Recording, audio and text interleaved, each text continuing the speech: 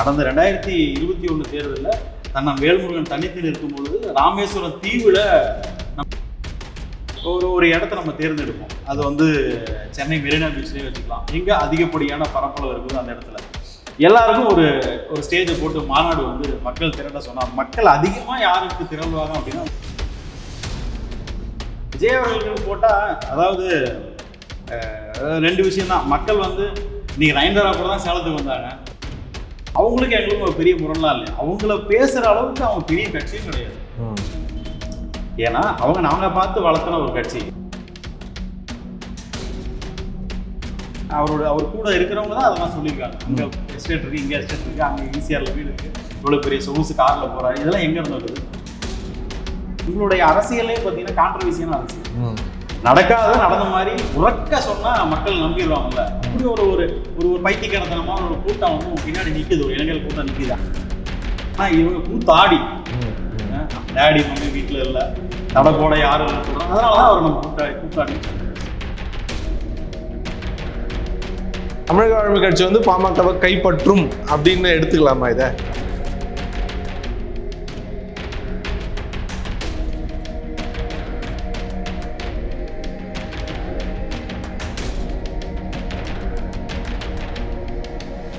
We தமிழின் அன்பு வணக்கங்கள். இன்று நம்மோடு அரசியல் பேச இணைந்திருப்பவர் தமிழக வாழ்வு கட்சியின் மாநில அமைப்பு குழு உறுப்பினர் திரு மோகன்ராஜ் அவர்கள். வணக்கம். வணக்கம். எப்படி இருக்கீங்க? நல்லா இருக்கேன். சேலம் மாவட்டத்தில் தொடர்ந்து இணைப்பு விழாக்கள் நடக்குது. சேலம் மாவட்டத்தில் தமிழக வாழ்மை கட்சியின் நிலை என்ன? வளர்ந்துட்டு இருக்கா, ஆதரவு இருக்கா? இப்படி சொன்னால் வளர்ந்துட்டு இருக்கா, ஆதரவு இருக்கா அப்படின்னா, அங்கே வேல்முருகன் தான் வந்து ஒரு பெரிய இடத்த பிடிச்சிருக்காரு சேலத்தை பொறுத்தவரையிலும். இன்றைக்கி தமிழகத்தில் வந்து வளர்ந்து வரும் பெரிய கட்சி அதிமுக, திமுக பெரிய கட்சி. வளர்ந்துட்டு இருக்கிற கட்சிகளில் இன்றைக்கி தமிழக வாழ்வுரிமை கட்சி. இன்றைக்கி வந்து பாமகவில் வெளியேறப்பட்ட அண்ணன் வேல்முருகன் தமிழகத்தில் வந்து கடலூர் மாவட்டத்தில் பிறந்து பண்டுட்டி புலியூரில் இருந்து மாநாடுகள் நடத்தினார். கடலூர் மஞ்சை மைதானம். ஸோ அந்த மாநாடு நடந்ததுக்கு பிறகு பேரெழுச்சியோடு வந்து தமிழகம் முழுவதும் வந்து கட்சி வந்து கட்டமைப்புகளில் வந்து ரொம்ப வேகமாக வளர்ந்துட்டு இருக்கிற ஒரு காலகட்டத்தில், அதாவது தமிழகத்தில் வந்து அசைக்க முடியாத ஒரு சக்தி பாமகன்னு சொல்லுவாங்க. அந்த பாமக ஒரு பெரிய ஒரு ஆலமரம் மாதிரி இருக்கக்கூடிய ஊர் தான் சேலம். ஆனால் அந்த சேலத்தில் வேல்முருகன் கால் பதிச்சதுக்கு பிறகு இன்னைக்கு அந்த பாமகவே ஒரு சுக்குநூறாக உடையப்பட்டு இன்னைக்கு கிட்டத்தட்ட பாமகவில் வந்து ஒரு 50% பேர் எங்கே இருக்காங்க அப்படின்னா அண்ணன் வேல்முருகன் பின்னாடி சேலம் மாவட்டத்தில் தான் இருக்காங்க. அங்கே பாமக மட்டும் இல்லை, அனைத்து ஜாதியினரும் வந்து உள்ளடக்கி ஒரு தலைவர் வேல்முருகன் வந்து கொண்டு போகிற ஒரு வாழ்வுரிமை கட்சி, தமிழர்களுக்காக உருவாக்கப்பட்ட கட்சி அப்படின்றதுனால அவருக்கு பெரும் ஆதரவு வந்து அங்கே நிலைப்பாடு அதிகமாயிட்டே இருக்கு. அப்போ ஆதரவு அதிகமாகுதுன்னா அடுத்த தேர்தலில் வந்து தேர்தலில் உறுப்பினரா எம்எல்ஏக்கா தேர்தலுக்காக நின்னா ஜெயிப்பீங்களா? அதுக்கான வாய்ப்பு இருக்கா? கட்டாயம். இதுக்கு எடுத்துக்காட்டு நான் சொல்லிடுறேன். ஏன்னா 2016 சேலத்தில் மாநாடு நடந்துச்சு போஸ் மைதானத்தில். அதுக்கடுத்து 2021 சேலத்தில் வந்து வாமலூரில் ஒரு பெரிய எழுச்சியோட மாநாடு, லட்சக்கணக்கான இளைஞர்கள் வந்தாங்க. தமிழர் வேலை தமிழருக்கேன்னு சொல்லி. ஸோ அன்றைக்கே வந்து அதற்கான முன்னேற்பாடுகள் வந்து தலைவர் செஞ்சும் அன்னைக்கு இருக்கக்கூடிய கால சூழ்நிலைகள், இன்னைக்கு கூடிய திமுக, அதிமுக, வேல்முருகன் ரொம்ப வளர்ந்து வரக்கூடிய தலைவர், வேகமான தலைவர், வீரியமான தலைவர் அப்படின்னு சொல்லி நாளைக்கு இவர் கட்சியில் 5 எம்எல்ஏ 10 எம்எல்ஏ வந்துட்டாங்கன்னா நாளைக்கு நமக்கு பெரிய குடைச்சல் ஆயிரும்னு சொல்லி ஒரு பயத்தின் வெளிப்பாடு தான். ஏன்னா இன்னைக்கு எடுத்துக்காட்டுக்கு நீங்கள் நாம் தமிழர் கட்சி இருக்கு, மொத்தமே உறுப்பினர் 10,000 பேர் தான் இருப்பாங்க. அதில் அவங்க அந்த இணையதளம் மூலமாக பேசி தவறான, அதாவது கான்ட்ரவர்சியான பேசி கிட்டத்தட்ட 8% வாக்கு வாங்கினாங்க. ஆனால் அண்ணன் வேல்முருகன் அவர்கள் பெரிய பிழை என்ன அப்படின்னா, 2011 கட்சி ஆரம்பித்ததுக்கு பிறகு முதல் தேர்தலே தனிச்சு நின்று இருந்து இன்னைக்கு 2025 காலகட்டம் கிட்டத்தட்ட 13 ஆண்டுகள் வந்து கட்சியை வந்து கடந்த காலத்தில் இன்னைக்கு குறைந்தபட்சம் 15 விழுக்காடுகள் வந்து தனிச்சு நின்று தான் வாங்கியிருக்க முடியும். அந்த ஒரு நிலைப்பாடு சேலம் மாவட்டத்தில் ஒவ்வொரு தொகுதியிலையும் வாழ்வுரிமை கட்சி குறைந்தபட்சம் 15,000 to 20,000 வாக்குகள் வந்து இன்னைக்கு இருக்கு. இப்போ சமீபத்தில் கூட நேற்று கூட சீமான் அவர்கள் வந்து ஒரு விமர்சனம் வச்சிருக்காரு. நேரடியாக சொல்லலனாலும் மறைமுகமாக சொல்லியிருக்காரு, 1-2 சீட்டுக்காக போய் திமுக கூட்டணிகளோட நிற்கக்கூடிய கட்சிகளை நம்ம பார்க்குறோம், அவங்களாம் தமிழ் தேசிய அமைப்புன்னு சொல்லிக்கிறாங்கன்னு சொல்லி பார்க்குறோம். நீங்களும் அந்த குரலுக்கு ஆதரவு குரல் மாதிரி இருக்கு. நீங்கள் சொல்கிறது தனித்து தான் நின்று இருக்கணும் அப்படின்னு சொல்லி, ஒத்த சீட்டு வாங்கினதுனால என்ன நடந்துன்னு சொல்லுது உங்கள் கட்சிக்காரர்களே வந்து ஒத்தை சீட்டால் இந்த மாற்றங்கள் நிறைய அரசியல் மாற்றங்கள் நிகழ்ந்திருக்குன்னு சொல்கிறீங்களே, சொல்கிறாங்க. அப்போ 15 விழுக்காடு வாட்கை விட்டுட்டு நம்ம ஒரு சீட்டுக்காக நின்றுட்டோம்னு நம்ம நினைக்கணுமா? இல்லை, ஒரு சீட்டுக்காக நின்றுட்டோம் அப்படின்லாம் சொல்ல முடியாது. சீமானுடைய கொள்கை கோட்பாடு தத்துவாந்தம் ரீதி வேற. அவர் வந்து மேடை பேசுகிற அரசியல் வேற, உள்ளுக்குள்ள பேசுகிற அரசியல் வேற. ஆனால் மேடையிலையும் உள்ளுக்குள்ள பேசுகிற அரசியல் வந்து ஒரே அரசியல் வந்து அந்த வேல்முருகனுடைய நிலைப்பாடு. தமிழர் மக்களுக்காக, தமிழருடைய நலனுக்காக நிற்கக்கூடிய ஒரு தலைவர். வாழ்வுரிமை கூட்டமைப்புன்னு கிட்டத்தட்ட 150 அமைப்புகள் தமிழ்நாட்டில் இன்னைக்கு திமுக, அதிமுக சாதிக்க முடியாத ஒரு கடந்த எம்எல்ஏக்கு முன்னாடி 10 ஆண்டு காலமாக 150 அமைப்புகளை வச்சு ஒரு பேரெழுச்சியோட வந்து தமிழ்நாட்டில் இருக்கக்கூடிய அனைத்து தமிழர் நலன் சார்ந்த பிரச்சனை நின்னவர் தான் அண்ணன் வேல்முருகன் அவர்கள். அது மக்கள் குரலோட நிற்கணும்னு ஆசைப்பட்டு தான் இன்னைக்கு வந்து ஒரு எம்எல்ஏவா இருந்தாலும் பரவாயில்ல, 234 தொகுதியில ஒரு எம்எல்ஏ தான் இன்னைக்கு வந்து ஒற்றை குரலா அந்த இடத்துல ஒழிச்சு இன்னைக்கு தமிழர்களுடைய அத்தனை வாழ்வாதார பிரச்சனைக்கும் அந்த இடத்துல தீர்வு எட்டக்கூடிய ஒரு தலைவராக இன்னைக்கு வேல்முருகன் அந்த இடத்துல நிற்கிறார். இன்னைக்கு அந்த சிபிஐ இருக்கு, சிபிஎம் இருக்கு, பாமக இருக்கு, காங்கிரஸ் இருக்கு, எல்லா கட்சியோடைய தலைவர்கள் அங்கே இருக்காங்க. ஆனால் அவங்களுடைய குறைந்தபட்சம் வந்து என்ன வேலை அப்படின்னா, வராங்க, சட்டமன்றத்தில் உட்கார்றாங்க, போறாங்க. ஆனால் தலைவர் வேல்முருகன் அவர்கள் தான் தமிழர் ஜீவாதார பிரச்சனை எதுவாக இருந்தாலும் அடிநாதத்திலிருந்து தன்னுடைய மக்களுக்காக நிற்கக்கூடிய ஒரு தலைவராக அண்ணன் வேல்முருகன் நிற்கிறார். அதனால அந்த ஒத்த சீட்டுனாலும் எங்களுக்கு அது பெருமை தான். ஏன்னா அவர் மக்கள் மன்றத்தில், சட்டமன்றத்தில் நின்று பேசி மக்கள் மன்றத்துக்கு ஒரு ஆதரவு நிலைப்பாடு, அவங்களுக்கான ஒரு அந்த முன்னேற்பாடுகளை அவர் செஞ்சு கொடுக்குறாரு. இது வெறுமனே நம்ம வந்து மேடையில் மட்டும் பேசி உள்ள போய் திமுக பகிரங்கமாக திட்டுறது, உள்ளுக்குள்ள பின்னாடி போய் உதயநிதியிட்ட போய் கோடிக்கணக்கில் பணம் வாங்குறது. ஸோ இதே கடந்த தேர்தல் 2021 எடப்பாடியார்கிட்ட இது அவங்க சொல்றாங்க. அவங்க கட்சியிலிருந்து வெளிவந்த பல முக்கியமான தளபதிகள் சொன்னதே தான் இது. இது நம்மளா ஒரு கட்டுக்கதையெல்லாம் சொல்றது.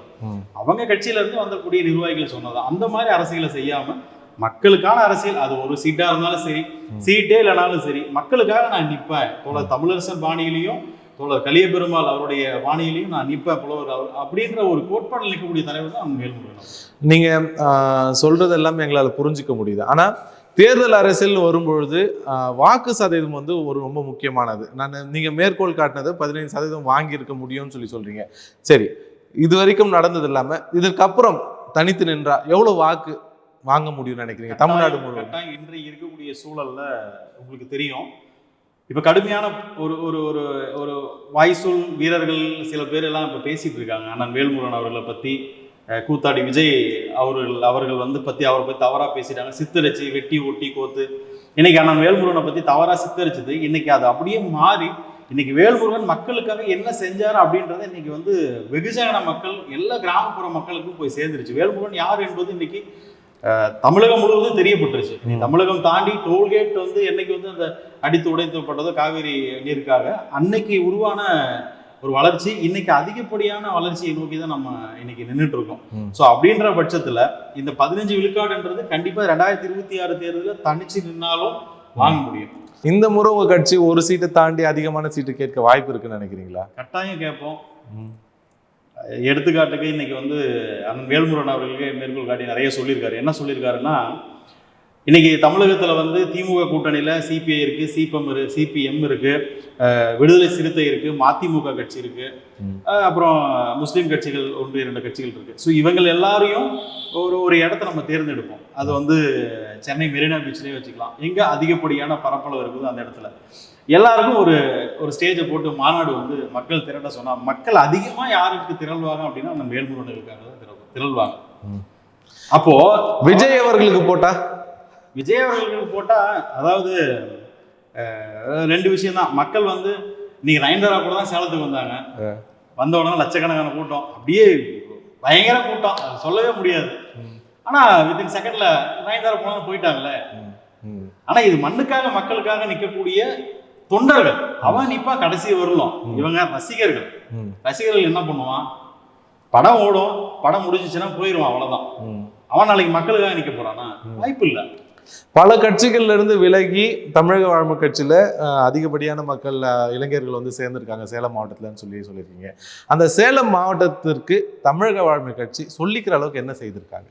நிறைய எக்கச்சக்கமா சொல்லலாம். கட்சி ஆரம்பிச்சு 1ஆம் ஆண்டுலேயே வந்து கெயில் திட்டம் வந்து விஷவாயு வந்து பதிக்கும் போது சேலம் மாவட்டத்தில் பெரும் திரளா 5000 பேர் வந்து மக்கள் திரள் ஆர்ப்பாட்டத்தை நடத்தி அந்த கெயில் திட்டத்தை தடுத்து நிறுத்தது அண்ணன் வேல்முருகன் அவர்கள். பாட்டாளர்கள் கட்சி அண்ணா அதில் தான் வெளியே வந்தார்.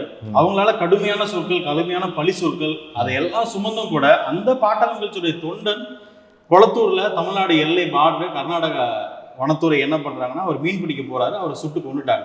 அந்த கொன்ன குடும்பத்துக்கு அதே கர்நாடகா பார்டர்ல நின்று நீதி வேண்டி ஒரு போராட்டம் நடத்தி அந்த குடும்பத்துக்கு பொருள் உதவி செய்து பண உதவி செய்தது அண்ணன் வேல்முருகன் அவர்கள். இன்னைக்கு அவருடைய குழந்தைகளுக்கு வந்து படிப்பு செலவு செஞ்சுட்டு இருக்குது அண்ணன் வேல்முருகன் அவர்கள். இந்த மாதிரி நிறைய சொல்லிட்டே போகலாம். அது சசி பெருமாள் அவர் வந்து மதுக்கு எதிரான போராட்டம், மது ஒழிப்பு போராளி.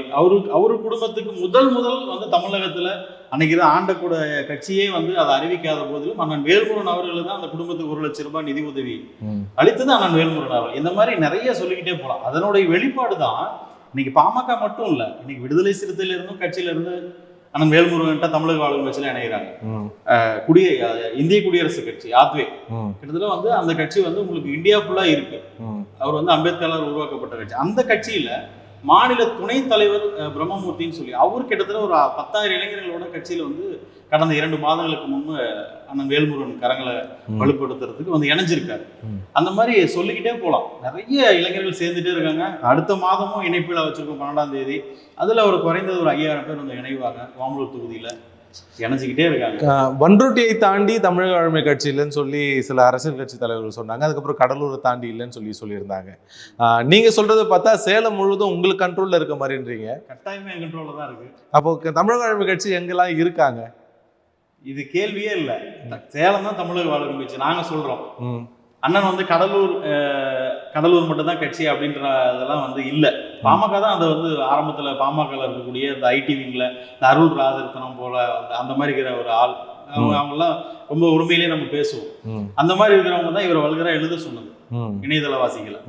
கடலூரை தாண்டி எங்க கட்சி இருக்கு? கடலூரை தாண்டி இல்ல, கன்னியாகுமரியில கட்சி இருக்கு. ராமேஸ்வரத்துல ராமேஸ்வரத்துல கட்சி இருக்கு. கடைகோடி கன்னியாகுமரியில கட்சி இருக்கு. கடந்த 2021 தேர்தலில் தன்னம் வேல்முருகன் தனித்து நிற்கும் பொழுது ராமேஸ்வரம் தீவுல நம்ம வந்து ராமநாதபுரம் தொகுதியில நம்ம வேட்பாளராக நம்ம ஜிரோன்குமார் நின்னார். அன்னைக்கு இதே பேசின பாமக வாங்கினது ஓட்டு வித்தியாசம் 800-900 ஓட்டு தான். இதே நாம் தமிழர் வாங்கின ஓட்டு 600 ஓட்டு 700 ஓட்டு. ஆனா அதே வேல்முருகன் 3700 ஓட்டு அங்க இருக்கக்கூடிய ஜிரோன்குமார் வாங்கினார். இப்போ ஓட்டுகள் வாங்கியிருக்கீங்க, தமிழ் தேசிய அரசியல்னு சொல்றீங்க. உங்களுக்கும் நாம் தமிழருக்கும் என்ன பிரச்சனை? அந்த கொடியில புலி போட்டது அவங்களுக்கு ஏன் பெரிய உறுத்தலா இருக்கு? இது ஏற்கத்தக்கதா இல்லை நீங்க வந்து அவங்க கிட்ட எடுத்துக்கிட்டீங்களா? அதாவது இதை பத்தி பேசணும்னா ரொம்ப நீண்ட நெடிய ஒரு விஷயம். எனக்கு நல்ல நினைவு தெரிந்த காலத்துல எனக்கு நல்லாவே தெரியும். ஈழப்போர் வந்து 2007, 2008, 2009 நடக்கும் பொழுது சீமான் வந்து எங்க இருந்தார் அப்படின்னா, அவர் வந்து ஒரு டைரக்டர். அப்போ வந்து அண்ணனுடைய வேல்முருகன் அவர்கள் தான் சீமானுக்கு வந்து அவருக்கு வீட்டு வாடகையில இருந்து அவருடைய உணவு செலவுல இருந்து இன்னைக்கு அவர் கூட நெருக்கமா பழகிய நெருக்கமா இருந்த அத்தனை பேருக்கும் அது தெரியும். ஜெகேஷ் பாண்டியன் வெற்றிக்குமரன் அவர்களுக்கோ இல்லை நீங்க வெற்றிமாறன் அவருக்கே தெரியும். அவர் டைரக்டர் பாலா இவங்களுக்கு எல்லாருக்குமே தெரியும். இது தெரிஞ்ச உண்மையான விடயம் இது. ஆனா அந்த நேரத்துல பாட்டாளி மக்கள் கட்சியில அண்ணன் வேல்முருகன் அவர்கள் இருக்கும் பொழுது சென்னை அலுவலகத்துல ஒரு ஆர்ப்பாட்டம் நடக்குது. கருஞ்சட்டை ஆர்ப்பாட்டம், இலங்கை அந்த போராட்டம். அப்போ வந்து சீமான் அவர்கள் வேல்முருகன் அவர்கள் தான் கூட்டிட்டு போய் அந்த இடத்துல ஐயா கிட்ட அறிமுகப்படுத்தி வைக்கிறார். அறிமுகப்படுத்தி வைக்கும் போது அங்க இருக்கிற நிர்வாகிகள் சீமானை தள்ளி விட்டுறாங்க. தள்ளி விடும் பொழுது அவர் என் ரத்தம் என் பக்கத்துல தான் நிற்பாரு நிக்க வச்சு அந்த இடத்துல அந்த ஈழத்தமிழருக்காக முதல் முறையா பேச வச்சது அந்த வேல்முருகன் அவர்கள் தான். அதுக்கப்புறம் அவர் வந்து கொளத்தூர் மணி என்ன போனாரு, கூப்பிட்டு போனாரு. அது ஒரு தனி ஒரு ரகசியம். ஒரு 5 நிமிஷம் தான் பார்த்தாரு அப்படின்றதுல அவர் கொளத்தூர் மணி நிறைய இடத்துல வந்து பதிவு பண்ணியிருக்காரு. ஆனா அவர்களையே தூக்கி வாரி வீசியவர் தான் சீமான் அவர்கள். அவங்களுக்கு எங்களுக்கு ஒரு பெரிய முரண்லாம் இல்லை. அவங்கள பேசுற அளவுக்கு அவங்க பெரிய கட்சியும் கிடையாது. ஏன்னா நாங்க பார்த்து வளர்த்தன ஒரு கட்சி. இதே 2011 அண்ணன் வேல்முருகன் கட்சி ஆரம்பிக்காத பொழுது 2010-19 வந்து நாம் தமிழர் ஆரம்பிச்ச பொழுது இதே புலியூர் தோட்டத்துல தான் வந்து இதே ஜெகதீஷ் பாண்டியன், இதே வெற்றிக்குமரன், இதே வந்து சீமான் அவர்கள் தான் வந்து இன்னைக்கு அது ஆணவப்படமா நம்ம இதுல இருக்கு. ஆவணப்படங்களா இருக்கு பத்திரிகையில இருக்கு. இவர் வந்து வேல்முருகன் நீங்க வாங்க, ரத்தம் வாங்க, நீங்க வந்து தலைமை ஏற்று எங்க கட்சியை வந்து நடத்துங்க அப்படின்னு சொன்னதெல்லாம் மறல இல்லை. அது இப்போ அதையும் மேற்கோள் கொடுத்து ஆமா நான் சொன்னேன் அன்னைக்கு அவர் தனியா இருந்தாரு, அதால கூப்பிட்டு சொன்னேன். அதை விட பெரிய இது இல்லை. அதே போல திமுக கூட நில்லுங்க சேருங்கன்னு சொல்லியிருந்தா அதெல்லாம் ஒரு அண்ணன் தம்பிக்குள்ள பேசிட்ட மாதிரி தான் சொன்ன மாதிரி. அது ஒரு பெரிய பழி ஏன் மேல சொல்றது தவறாதுன்னு சொல்லியிருந்தாரு. அதுதான் அப்போ என்னதான் பகை? நீங்களும் தமிழ் தேசியம், அவரும் தமிழ் தேசியம், என்ன பகை? நாங்க உண்மையான தமிழ் தேசியம் பேசுறோம். அவங்க தமிழ் தேசிய மாதிரியான ஒரு பிம்பத்தை கட்டமைக்கிறாங்க. யாருக்காக கட்டமைக்கிறாங்க? அதை அவருக்காக கட்டமைக்கிறாரு, சீமானுக்காக கட்டமைக்கிறாரு. சீமானுடைய வாழ்க்கை வரலாறு, கடந்து வந்த பாதை, அவருடைய தந்தை தாய் இருக்கக்கூடிய ஒரு வீடு, அதுக்கு அடுத்து அவர் சென்னை எப்போ வந்தாரு, அதுக்கு பிறகு அவருடைய வளர்ச்சி இன்னைக்கு எப்படி இருக்கு, இன்னைக்கு அவருடைய வளர்ச்சி என்ன, இன்னைக்கு அவருடைய சொத்து மதிப்பு என்ன, அவர் கூட இருக்கிறவங்க தான் அதெல்லாம் சொல்லியிருக்காங்க. அங்க எஸ்டேட் இருக்கு, இங்க எஸ்டேட் இருக்கு, அங்க ஈசிஆர்ல வீடு இருக்கு, இவ்வளவு பெரிய சொகுசு கார்ல போறாரு, இதெல்லாம் எங்க இருந்து வருது? உலக நாடுகள்ல நீங்க பேசினா தூய தமிழ் தேசியம், நீங்க தூய தமிழ்ல பேசுறீங்க, நம்பணும் நரவு கொடுக்க நீங்க பேசுறீங்க. உங்களுடைய அரசியலே பாத்தீங்கன்னா கான்ட்ரவர்சியான அரசியல். நடக்காத நடந்த மாதிரி உறக்க சொன்னா மக்கள் நம்பிடுவாங்கல்ல. அப்படி ஒரு ஒரு ஒரு பைத்தியக்காரத்தனமான ஒரு கூட்டம் வந்து பின்னாடி நிக்குது, ஒரு இளைஞர் கூட்டம் நிக்குது. அந்த இளைஞர் கூட்டத்தையும் அறிவு சார்ந்த ஒரு சமூகமா மாத்திர வேலையை வேல்முருகன் செய்யறாரு. அதனால எங்களுக்கும் அவங்களுக்கும் ஒரு ஒரு பகை உணர்ச்சி வந்து இப்ப போயிட்டு இருக்கு. தமிழ் தேசிய அரசியல் சூழல்ல உங்க கட்சி, தமிழக வாழ்மை கட்சி வந்து அரசியல் கட்சியா பயணிக்கணுமா, ஒரு இயக்கமா பயணிக்கணுமா? எங்களை பொறுத்தவரையிலும் நாங்களாம் வந்து அடி உத இப்படியே வாழ்ந்து வாழ்க்கை. நாங்கள் வந்து தொடக்க காலத்துல இருந்து, என்னோட தந்தை பாமகவில் இருந்தவர், அப்போது நாங்களாம் வந்து எங்கள் அப்பா வணிகர் சங்க அந்த ஆர்ப்பாட்டத்தெல்லாம் கலந்துக்கிட்டவர். ஸோ அப்படின்ற அடிப்படையில் எங்களுக்கு வந்து போராட்ட அரசியல், இயக்க அரசியல் தான் எங்களுக்கு ரொம்ப பிடிக்கும். அதனால தான் வேல்முருகன் அவர்கள் பின்னாடி நான் வந்து நிற்கிறதுக்கு கூட காரணம். சேலத்தை பொறுத்தவரை, தமிழ்நாட்டை பொறுத்த வரைக்கும் வேல்முருகன் அவர்களுக்கு இணையான வேற ஒரு அரசியல் கட்சியை சொல்லணுமா, நீங்கள் யாரை சொல்லுவீங்க? யாருமே இல்லைங்க. தமிழ்நாட்டில் அரசியல் தலைவர்களுக்கு மட்டும் இல்லை, தலைமைகளுக்கே பஞ்சம் தான். கண்டிப்பா பஞ்சம் இருக்கு. அதை வந்து மேற்கோள் காட்டி தான் பிஜேபி என்ன பண்றாங்கன்னா, ஃபர்ஸ்ட் அண்ணாமலை இறக்குனாங்க, வேலைக்கு ஆகலை. அவர் பாவம் ஊர்ல இருக்கிற எல்லா ரவுடிகளையும் கூப்பிட்டு, உன் பின்னாடி தான் 50% 100% இறங்க, அவனுக்கு ஒரு பொறுப்பு போட்டு ஒரு பெரிய பிம்பத்தை கட்டியும் வச்சாங்க. இப்போ அண்ணாமலை தூக்கி வரவங்க ஒதுக்கி வச்சுட்டாங்க, உட்கார வச்சுட்டாங்க. உண்மை அதுதான்.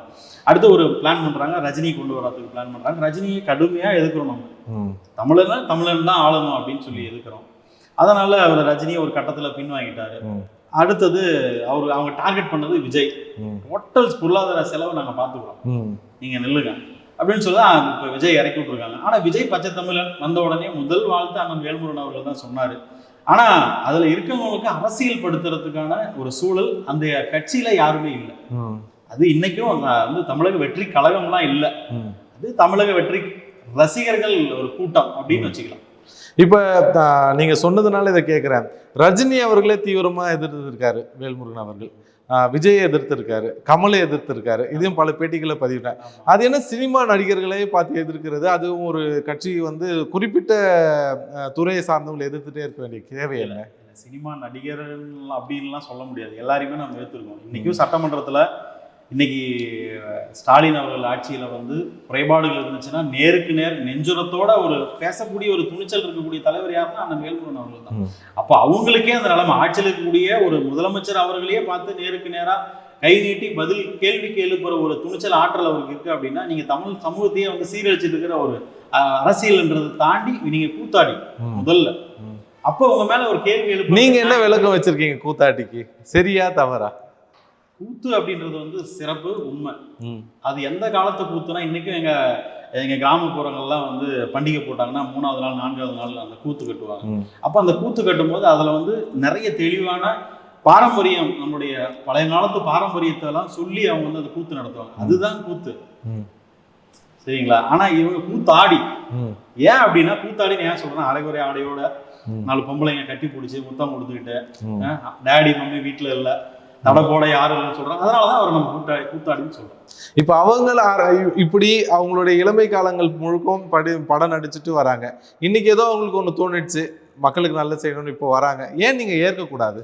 நல்லது பண்ணுங்க, யார் வேணாம்னு. அதான் செய்தாலும் கூட தானே விமர்சனங்கள் வருது. நீங்க செய்யுங்க வேணானே சொல்லலையே, நீங்க செய்யுங்க வேணானே சொல்லல. அது அரசியல் ரீதியான கருத்தியல் ரீதியான தர்க்கம் வேணும்.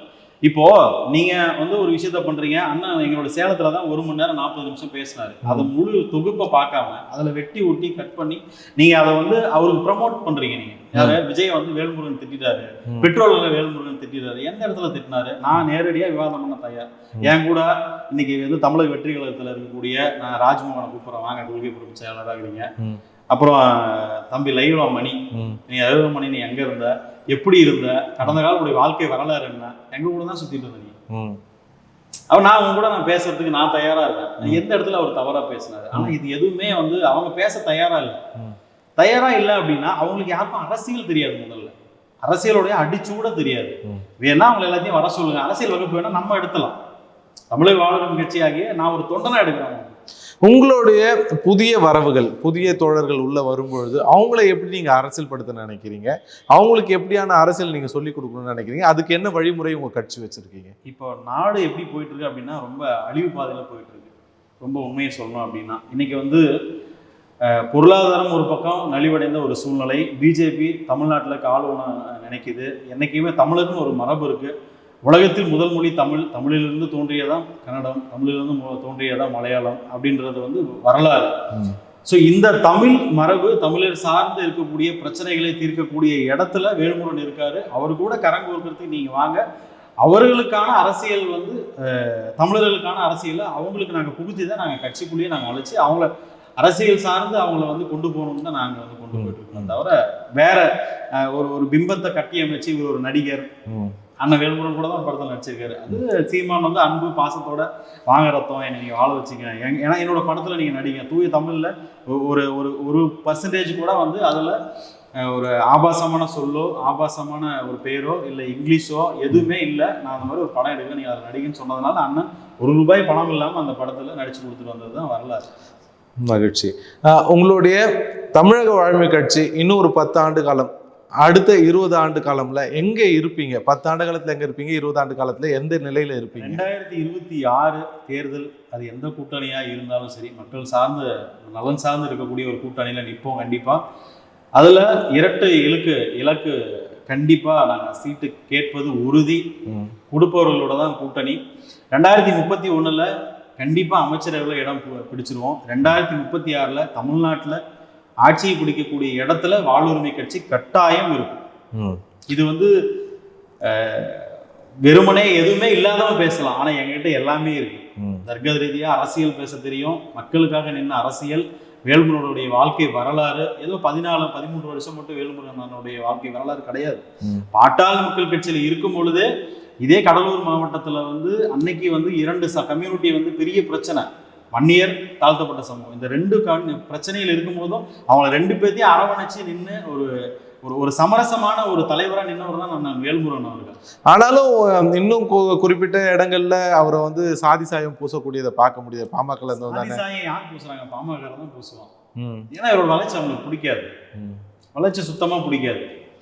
இதே வந்து அன்புமணி வந்து இன்னைக்கு வந்து மறுபடியும் கூப்பிட்டு பேசுறாரு. உடனே அன்புமணி பேசணும்னா பாமகரனே எழுத ஆரம்பிச்சான் ஸ்கிரிப்ட். ஏன்னா ஸ்கிரிப்ட் ரைட்டர் இப்போ அவங்க தனியாக டைரக்ஷன் பண்ண ஆரம்பிச்சிட்டாங்க. என்ன அப்படின்னா வேல்முருகன் வந்து மறுபடியும் அன்புமணி பேசுறாரு, வாழ்வுரிமை கட்சியை உடைச்சிட்டு பாமகல போய் வந்து இணைய போறாரு வேல்முருகன். இதெல்லாம் அப்பட்டமான பொய், இது வாய்ப்பே இல்லை. அவங்க தான் இந்த கட்டி அமைக்கிறாங்க இவரை வந்து ஒரு ஜாதி அரசியல் ஜாதி கட்சி தலைவர் அப்படின்னு. அதெல்லாம் கிடையாது. இன்னைக்கு நான் எடுத்துக்காட்டுக்கு சொல்றேன், இன்னைக்கு மதுரையில இன்னைக்கு கிட்டத்தட்ட 4 இணைப்பு விழா, ராமநாதபுரத்துல 3 இணைப்பு விழா, இது திருவாரூர் கலைஞர் பிறந்த மண்ணில் இப்போ ஒரு இணைப்பு விழா. ஸோ இவங்க எல்லாமே மாட்டு சமுதாயம், இங்க யாருமே வன்னியர் கிடையாது. இன்னைக்கு வட தமிழகத்துல தாண்டி இன்னைக்கு தென் தமிழகத்திலையும் கொங்கு மண்டலத்திலையும் தான் அதிகப்படியான கட்சி உறுப்பினர்கள் இன்னைக்கு சேர்ந்திருக்காங்க வாழ்வுரிமை கட்சியில. காரணம் என்னன்னா இவர் வந்து ஒரு தமிழ் தேசிய பாதையில வந்து அண்ணன் வேல்முருகன் வந்து நம்மளுடைய மேதகு தேசிய தலைவர் பிரபாகரன் வழியில பயணிக்கிறதுனால இவர் எல்லா ஜாதியினரையும் அரவணைக்கிறதுனால தான் இது தமிழக வாழ்வுரிமை கட்சின்னு பேரே வச்சிருக்காரு. இல்லைன்னா அவர் பாட்டாளி மக்கள் கட்சின்னு மறு பாட்டாளி மக்கள் கட்சி இல்லை மறுமலர்ச்சி பாட்டாளி மக்கள் கட்சின்னு வச்சிருக்கலாம், ஜாதி கட்சி வச்சிருக்காங்க. அவங்க அப்பாலாம் பாட்டாளி மக்கள் கட்சியில இருந்திருக்கீங்க, நீங்க அதை பார்த்து வந்திருக்கீங்க. அங்க நடந்த சமூக நீதி போராட்டங்கள்ல அதை பார்த்து வந்திருக்கீங்க. சின்ன வயசா அதுக்குள்ள ஈர்த்து தான் நீங்க அண்ணன் கூட இருந்திருப்பீங்கன்னு நினைச்சிட்டு நான் அதை கேட்கிறேன். இன்றைய பாமகவின் நிலை என்ன? இன்றைய பாமகவின் நிலை வந்து அண்ணனே கருத்து சொல்றதில்ல, ஏன்னா அது அப்பா மகன் சண்டை அப்படின்னு. பட் அதை தாண்டி நாங்களாம் பார்த்து பெரிதும் வந்து வியந்த ஒரு தலைவர் ஐயா, அதை வந்து குறைத்து மதிப்பிடவே முடியாது. ஆனா இன்னைக்கு சேலம் அருள் கூட ஒரு பகிரங்கமா பேட்டி கொடுத்துருக்காரு காலையில ஒரு 15 நிமிடம். உண்மையாவே அவர் சொன்னதில்ல, 100% உண்மை. நேற்று வந்து அன்புமணி வந்து ஊடக பிரிவு கூட்டத்தில் வந்து அவர் வந்து சொல்லியிருக்காரு, ஐயா வந்து 5 வருடங்களா ஐயாவா இல்லை, குழந்தையா வயது வந்து முதிர்ப்பின் காரணமா ஒரு குழந்தையா மாறிட்டாரு. அப்ப குழந்தையா மாறி தான் ஒரு 3 வருஷத்துக்கு முன்னாடி ஒரு மாநில தலைவரா அறிவிச்சாரா?